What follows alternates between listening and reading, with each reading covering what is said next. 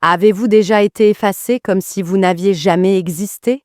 Pas simplement licencié, mais supprimé du système, privé de tout mérite pour ce que vous avez construit et remplacé par quelqu'un qui ne savait même pas où passer les câbles? C'était moi. Après 15 ans à maintenir l'entreprise debout dans le silence, ils m'ont évincé lors d'une réunion matinale et ont cru que j'allais disparaître. Je ne me suis pas défendue, je n'ai pas crié, je suis partie et j'ai construit quelque chose de meilleur. Aujourd'hui, ils paient pour l'utiliser et ils ne savent toujours pas que c'est moi. Si vous avez déjà été sous-estimé, j'ai créé ça pour vous. Abonnez-vous à la chaîne et dites-moi en commentaire, qu'est-ce qu'ils vous ont volé? Ils ne m'ont pas simplement licencié, ils m'ont effacé. Un jour, j'étais Ava Pierce, coordinatrice principale des systèmes, avec 15 ans d'expérience à gérer des audits gouvernementaux, des conformités fournisseurs et des urgences opérationnelles sous pression. Le lendemain, mon badge ne fonctionnait plus, mon email avait été désactivé et mon profil interne redirigé vers un message impersonnel, poste fermé. Aucun message d'adieu, aucun plan de transition, juste le silence, comme si supprimer mon nom du système suffisait à effacer tout ce que j'avais accompli pour l'entreprise.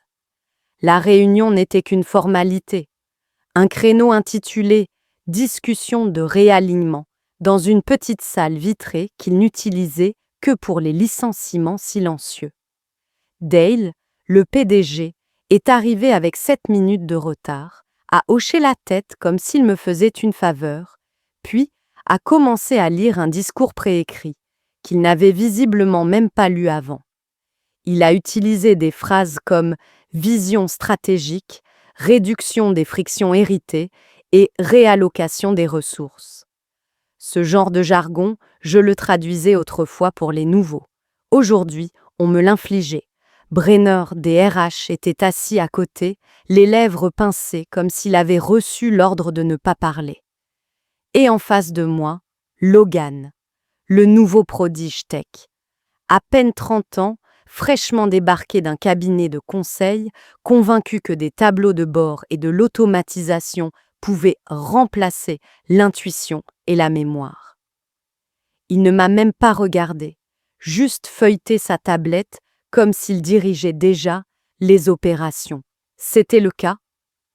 Je n'ai pas interrompu, je n'ai pas protesté, je les ai laissés dérouler leurs décisions avec un détachement poli. Quand ils m'ont tendu une pochette blanche contenant une rupture conventionnelle standard, je ne l'ai même pas touchée. Dale a souri une fois, un sourire maigre, gêné, et a dit « Merci pour votre contribution, Ava ». Contribution, comme si j'avais donné une vieille imprimante. Je me suis levée, lentement, non pas par hésitation, mais pour les forcer à patienter un peu. Qu'ils sentent, juste un instant, le poids que mon silence laissait dans la pièce. J'ai balayé la salle du regard. Mes yeux se sont arrêtés sur le coin où un jour, j'avais briefé l'équipe dirigeante sur une panne critique qui menaçait notre corridor logistique de la côte ouest.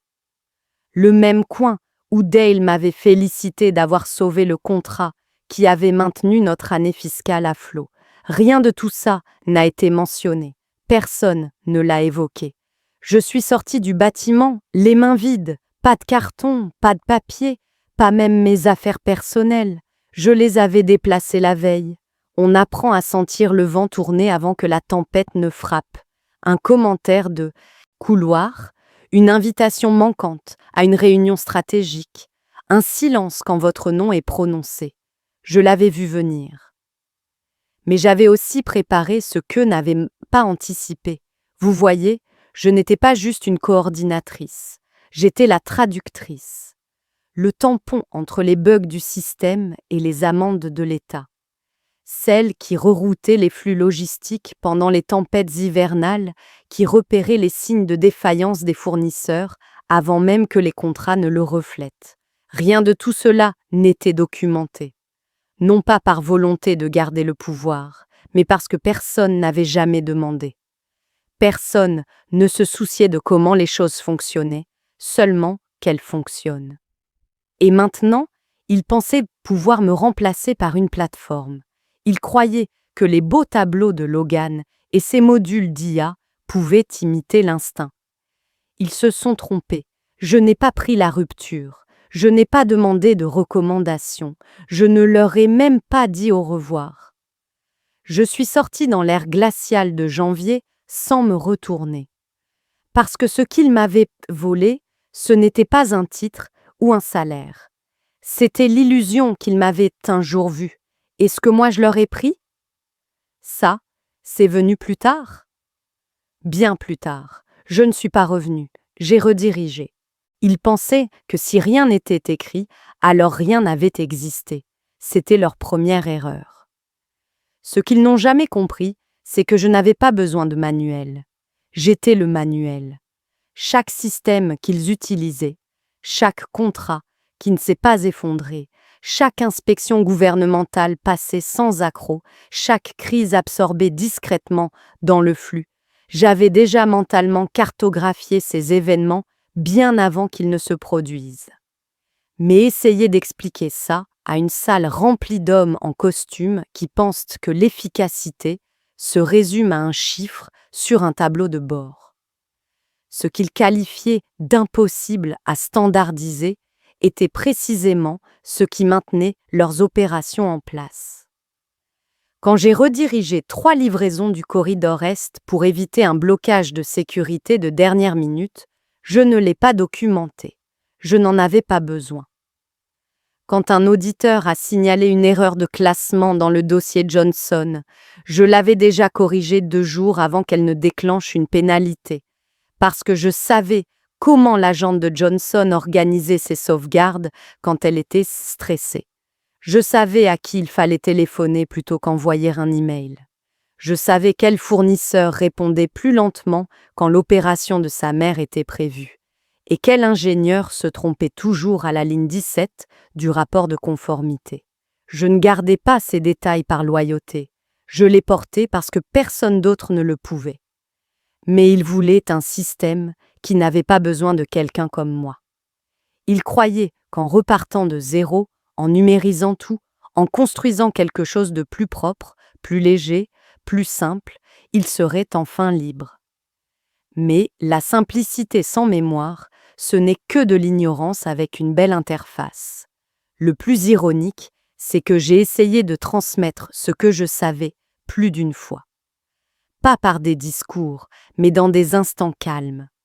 J'ai proposé de créer des documents de transition, de former les jeunes employés sur le pourquoi de nos procédures d'urgence, d'expliquer que certains protocoles n'étaient pas des erreurs, mais des pare-feux que nous avions forgés dans la douleur et les presque catastrophes. Ils ont refusé. Trop chronophage, ont-ils dit. Difficile à généraliser, ont-ils dit. Ils voulaient du prêt à l'emploi. Mais mon travail n'a jamais été du prêt à l'emploi. C'était du ressenti, de l'anticipation. Sentir la fissure avant qu'elle ne cède. Et au moment où ils m'ont exclu, ils ont perdu l'accès à la vraie carte. Parce que leur plan n'était que de surface. Le mien n'était structurel. Ils ont effacé ce qu'ils ne pouvaient pas voir, pensant que l'apparence suffisait. Mais les fissures n'étaient pas visibles. Elles étaient dans le rythme. Dans la façon dont les camions roulaient un peu plus vite le jeudi, à cause des menaces d'heures sup non payées. Dans les retards systématiques sur la route 29 pendant les fêtes lunaires, à cause de l'absence non déclarée de personnel. Dans la baisse de conformité des nouvelles recrues au premier trimestre, chaque année, parce que le portail RH plantait sous la charge, invariablement. Ils n'ont pas seulement perdu des données en m'effaçant. Ils ont perdu le contexte. Et le contexte, c'est la seule chose qui vous dit ce qui va casser avant que ça casse. Je ne les ai pas prévenus, je ne leur ai rien rappelé. Ils avaient choisi l'ignorance habillée en innovation, et ce qu'ils ne savaient pas allait leur coûter cher. Parce que lorsqu'on efface la carte, on ne perd pas seulement la direction, on perd aussi toutes les routes qu'on ignorait même exister. 3 semaines après ma disparition de leur système, j'ai reçu un message sur LinkedIn d'une fondatrice dont je me souvenais à peine. On s'était croisés des années plus tôt à une conférence sur la logistique. Elle s'appelait Riley Chen et elle dirigeait une petite start-up tech spécialisée dans l'analyse de conformité pour les sous-traitants de l'aéronautique. Son message était bref. Tu avais parlé un jour de créer des systèmes qui pensent comme les humains. Tu y penses toujours? Je n'ai pas répondu tout de suite. J'ai laissé le message là, non pas par manque d'intérêt, mais parce que j'avais terminé de gaspiller mon énergie avec des gens qui n'écoutaient que quand ça les arrangeait. Mais Riley n'était pas comme eux. Elle a renvoyé un message vocal, une seule phrase. Je n'ai pas besoin de ton CV, j'ai besoin de ton cerveau. C'était la première fois depuis des mois que quelqu'un me demandait ce que j'avais vraiment à offrir. Alors j'ai accepté un rendez-vous café. Son bureau n'avait rien de clinquant, pas de mur en verre, pas de machine à expresso dernier cri, mais il y avait une énergie, une curiosité et un silence qui ouvrait l'espace au lieu de l'écraser. Elle ne m'a pas proposé des parts ou un titre tape à l'œil. Elle m'a demandé quel système échoue en silence, quels angles morts aucun logiciel ne peut détecter. Je lui ai répondu, pas pour vendre, mais parce qu'elle écoutait vraiment. La semaine suivante, j'ai rejoint leur sprint de planification, puis j'ai commencé à cartographier ce que j'appelais des échecs comportementaux. Non pas des erreurs utilisateurs, mais des hypothèses système qui ignorent les changements subtils dans les comportements humains. L'équipe n'a pas bronché. Ils ont esquissé des modèles, ils ont posé des questions, ils ont fait venir des ingénieurs, non pas pour tout recoder, mais pour traduire la logique en structure. Et, sans l'avoir prévu, je me suis retrouvée à construire ce qu'on ne m'avait jamais autorisé à créer avant. Un système qui ne se contentait pas de suivre les résultats, il anticipait les ruptures. Pas à coups d'alerte vide ou de KPI absurdes, mais par des couches de contexte. Des tableaux de bord de préparation d'audit adaptés aux tendances saisonnières d'embauche. Des scores de fiabilité fournisseurs prenant en compte des variables invisibles comme la volatilité météo selon les régions. Même des modèles de contrats intégrant des rappels historiques du type « ça casse toujours à cet endroit-là ». Ce n'était pas encore de la vengeance, pas encore, c'était de la clarté. Et pour la première fois, je ne chuchotais plus des vérités dans le vide. Je posais les bases d'une plateforme qui ne faisait pas semblant de croire que la mémoire humaine était inutile. Je ne revenais pas chercher mon ancien poste. Je construisais quelque chose qui les forcerait, tôt ou tard, à venir me chercher. Même s'ils ne le savaient pas encore. Je ne l'ai pas conçu pour leur faire du mal, c'est ce que personne ne croit jamais. La plateforme n'a pas été construite comme une arme, elle a été conçue comme un remède. Un remède à tout ce qu'ils pensaient pouvoir automatiser sans jamais vraiment comprendre. L'équipe de Riley m'a offert l'espace et je leur ai donné la structure. Pas une énième version d'un modèle existant, mais un système vivant, une architecture capable d'anticiper les fractures silencieuses avant qu'elles ne deviennent des effondrements publics. On l'a appelé Helix. Ce n'était pas un outil logistique, ni un simple tableau de conformité. Helix était un moteur de mémoire. Il captait tout ce que les systèmes d'entreprise ignoraient, les décalages non écrits dans les comportements, les déclencheurs contextuels, la lente érosion de la confiance, et les transformait en signaux prédictifs. Pas des alertes criardes une fois les dégâts faits, mais des impulsions discrètes qui vous montraient où il fallait écouter. Je n'y ai pas injecté les données de mon ancienne boîte. Ce n'était pas nécessaire. Ce que j'ai construit, ce sont des principes universels qui fonctionnent partout où les gens opèrent, sous pression, et où les systèmes prétendent que tout va bien. On a codé des seuils comportementaux, des schémas qui n'apparaissent pas dans les métriques, mais dans l'ambiance, quand les clients changent subtilement de ton dans leurs emails, quand les équipes terrain raccourcissent leurs réponses, quand les connexions chutent de 2%, mais que le tableau de bord affiche toujours statut sain. Elix repérait ces variations, les signalait, offrait aux équipes une chance de poser des questions avant de devoir présenter des excuses. Ce n'était pas spectaculaire, mais ça fonctionnait. En 3 mois, 2 fournisseurs aéronautiques de taille moyenne ont adopté notre version bêta. L'un d'eux a évité une défaillance pré-inspection 3 semaines avant un audit planifié. Économie, 280 000 $. Ils ont renouvelé avant même la fin de la période d'essai. Le bouche à oreille a suivi, discrètement. Pas dans les gros titres ni sur LinkedIn, mais par des conversations en aparté, des recommandations de couloir et des demandes de démos inattendues venant de sociétés que je n'avais jamais contactées. Puis, c'est arrivé. Un responsable des achats de mon ancienne entreprise, quelqu'un à qui je n'avais pas parlé depuis plus d'1 an, a réservé un rendez-vous via notre portail. Pas de nom, juste un email professionnel, un domaine temporaire et un message. Intéressé par une démo système pour prévision de conformité proactive. Urgence déploiement, T3. Ils ne savaient pas dire ou qui l'avait conçu. Pas encore. Ils essayaient juste de survivre à une implosion qu'ils n'avaient pas encore identifiée. Mais moi, je l'avais vu venir. Et Elix avait été créé pour exactement ce genre de moment. Pas pour punir, pour exposer, pas pour détruire, pour révéler ce qui arrive quand on tente de numériser la mémoire et qu'on appelle ça la modernisation. Je n'ai pas gonflé les prix. Je n'ai même pas assisté à l'appel. C'est Riley qui a présenté le système. Sa voix était posée, ses réponses précises. Et quand ils ont demandé si le système avait une base issue de processus anciens, elle a répondu. Ce système a été conçu par quelqu'un qui portait le poids de l'oubli pour que les autres n'aient pas à le faire. Ils n'ont pas reconnu cette phrase.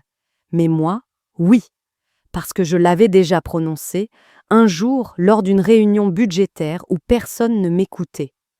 Aujourd'hui, ils payaient pour l'entendre à nouveau, cette fois, à travers un système qu'ils ne pouvaient plus se permettre d'ignorer. Ils ne savaient pas que c'était moi. Pas au début. Le contrat était passé sous une initiative d'approvisionnement générique, noyé dans un lot de déploiement, de transformation numérique, approuvé en session de gestion de crise. Quand leur service juridique a donné son feu vert, Elix était déjà opérationnel dans 2 de leurs divisions les plus vulnérables, supervision de la conformité et intégrité des fournisseurs. J'ai lu la note de déploiement transmise par quelqu'un de l'équipe de Riley. C'était presque poétique.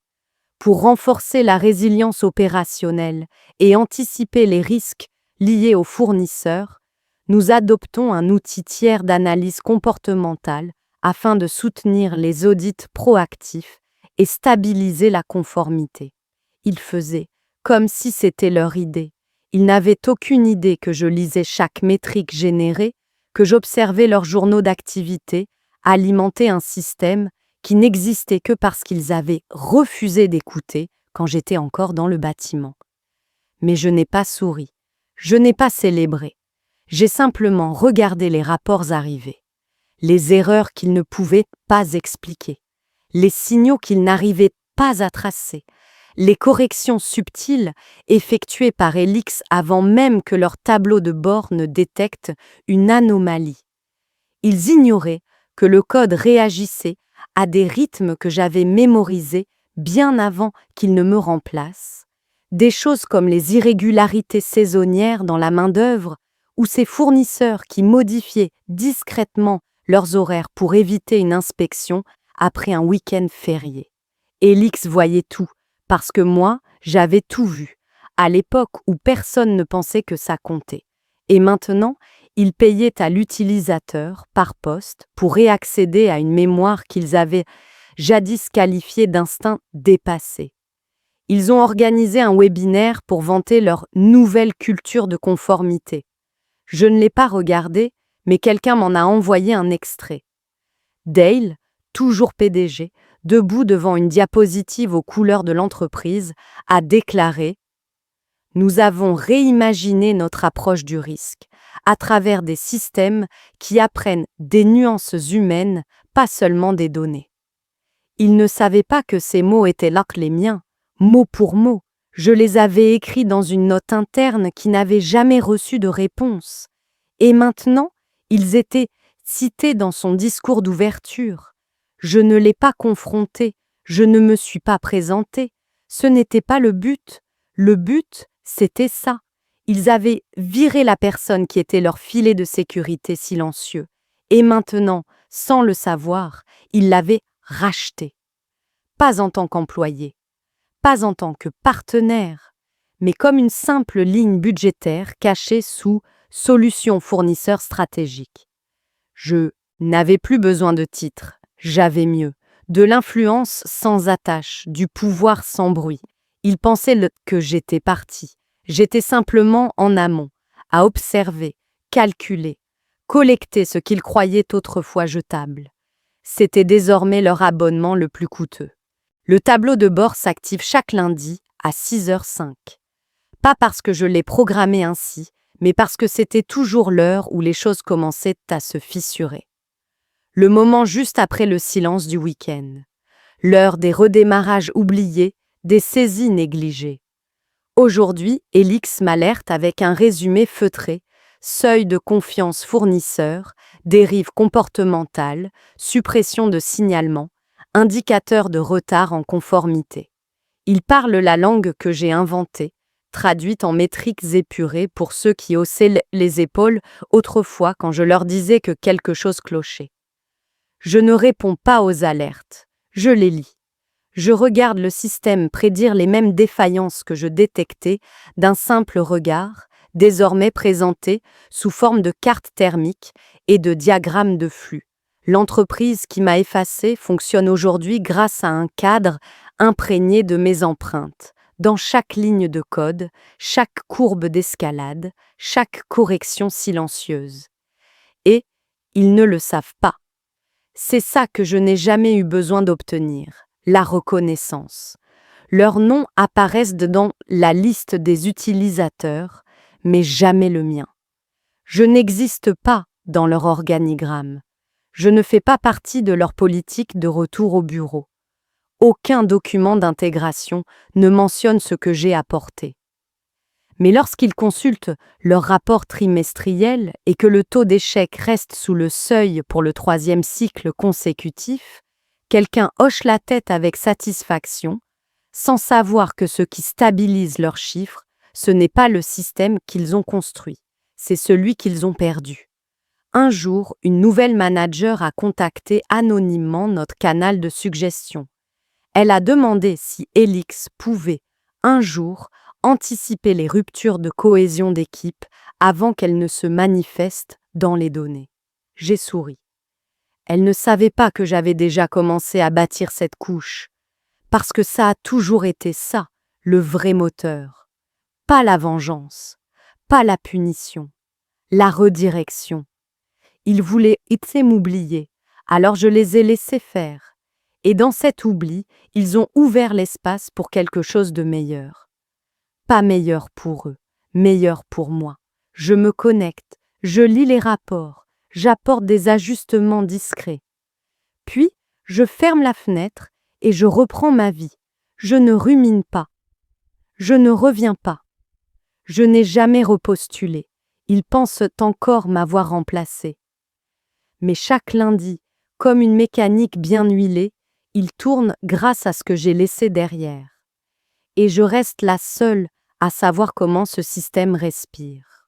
Ils n'ont jamais envoyé de message, jamais reconnu les répercussions, jamais demandé ce que j'avais encore en moi quand je suis partie. Mais moi, je l'ai vu. Dans chaque audit retardé, chaque revue contractuelle précipitée, chaque correctif système appliqué dans l'urgence, après qu'Elix ait signalé un schéma que personne ne comprenait.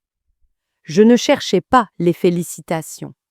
Je me contentais d'observer, semaine après semaine, comment ils s'adaptaient à un système qu'ils croyaient nouveau, sans réaliser qu'il était né de l'ombre de celui qu'ils avaient brisé. Ce qu'ils appelaient innovation n'était qu'un souvenir réorganisé. Ce qu'ils présentaient comme de la clairvoyance n'était que ma mémoire déguisée en stratégie. Le coup de mon effacement ne s'est pas vu dans la presse ni sur les marchés. Il s'est inscrit dans l'écart entre ce qu'ils pensaient pouvoir reconstruire et ce que je n'avais jamais écrit. Je n'avais pas besoin de vengeance. Je n'avais pas besoin d'être vu. J'avais seulement besoin de temps. Du temps pour concevoir quelque chose d'assez efficace pour qu'ils ne puissent l'éviter et d'assez discret pour qu'ils ne sachent jamais de quelle main il était né. C'est ça, la différence entre être remplacé et être gravé dans les fondations. Ils ont remplacé mon nom. Mais leur système tourne sur mon silence. Et ce silence, ce coup, n'est jamais apparu sur leur bilan, uniquement sur le mien. Cette histoire ne parle pas de vengeance au sens traditionnel, elle parle de reconnaissance, méritée par la retenue. Le parcours d'Eva nous montre que le véritable pouvoir n'a pas toujours besoin de se faire entendre. Parfois, l'impact le plus profond ne vient pas d'une riposte bruyante, mais d'un départ silencieux, emportant avec soi ce qu'il ne savait même pas avoir perdu. Votre savoir, votre instinct, votre contribution muette. Elle n'a pas saboté, elle n'a pas crié, elle n'a pas cherché les applaudissements. Elle a simplement redirigé son énergie vers quelque chose de plus grand, quelque chose qui, tôt ou tard, a forcé ceux qui l'avaient effacé à dépendre de ce qu'ils avaient méprisé. Dans notre monde actuel, rapide et hyper automatisé, il est devenu facile pour les entreprises de sous-estimer ceux qui tiennent les systèmes debout avec leur mémoire, leur confiance, leur humanité. On glorifie la donnée tout en ignorant ceux qui la rendent possible. On remplace la présence par des plateformes. Mais l'histoire d'Ava nous rappelle qu'aucune intelligence artificielle ne peut remplacer l'intelligence émotionnelle. Cette compréhension silencieuse de comment les gens fonctionnent, de ce dont ils ont besoin, et du moment précis où tout est sur le point de s'effondrer. Et voici la vérité difficile. Parfois, vous ne recevrez ni crédit, ni justice. Mais cela ne veut pas dire que vous avez perdu. Parce que survivre sans trahir vos valeurs et construire quelque chose de plus fort à partir de cette douleur, c'est aussi une forme de justice. Ava n'avait pas besoin que son nom soit sur la porte. Elle a construit la porte, et aujourd'hui, ils la franchissent sans même savoir qui a forgé les gonds. Comment commencer dès aujourd'hui? Commencez à documenter votre valeur pour vous-même, même si personne ne vous la demande. Créez des liens fondés non sur un titre, mais sur la confiance. Ne vous battez pas pour rester là où vous êtes sous-estimé. Redirigez cette énergie vers quelque chose qui reflète votre vraie valeur. Et surtout, protégez votre énergie. Tout ne mérite pas votre réaction. Parfois, le silence est votre arme la plus tranchante.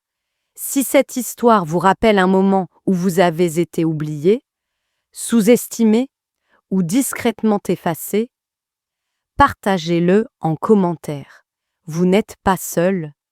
Et si vous êtes en train de construire votre propre version de Helix, on veut l'entendre aussi.